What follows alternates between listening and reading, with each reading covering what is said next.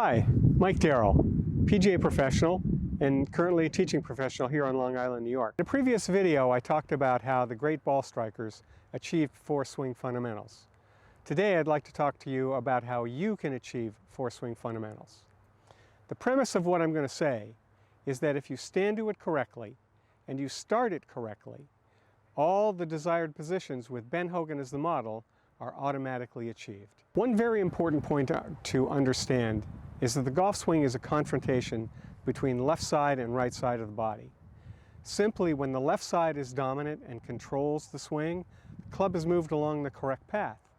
When the right side gets involved too soon, that's when the club is misdirected, and that's when funny things happen. So, I'd like to talk to you today about setup, and specifically the grip.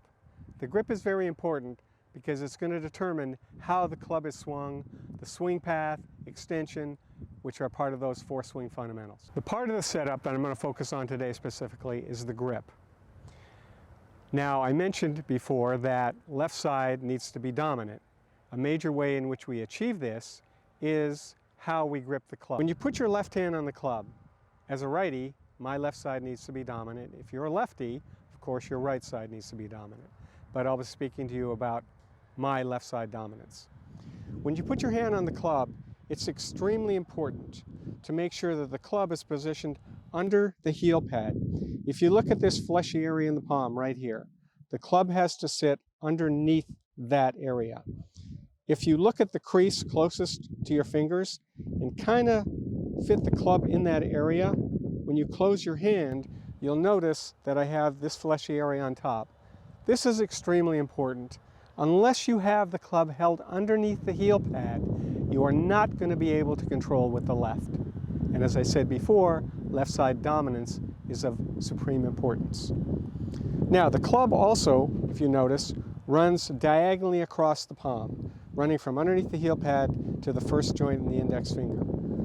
So when I close my hand, you'll notice that my thumb and forefinger are more or less opposite each other.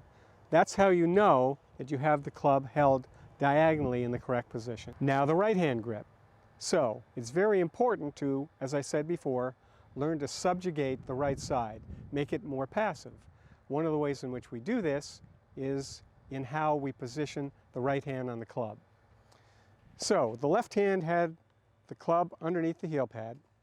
In the right hand, you're going to hold the club primarily with these 2 middle fingers. The bottom of the club is going to sit on these 2 pads closest to the palm. The club is also going to run diagonally across these 2 pads. And frankly, that's something that I've seen is often missed in golf grips, but it's very important to be able to subjugate this right side. So these 2 pads sit on the bottom of the club. The thumb of the left hand sits in the palm of the right hand. You close the thumb and forefinger, and then you place the little finger last. It's very important to do it in that sequence. 2 fingers, thumb and forefinger, little finger last. Now, even if you have 10-finger grip or interlocking grip, you need still to follow that sequence. Your finished grip should look something like this. I hope that's helpful. Tune in again for further videos where I'll be describing various aspects of setup and start.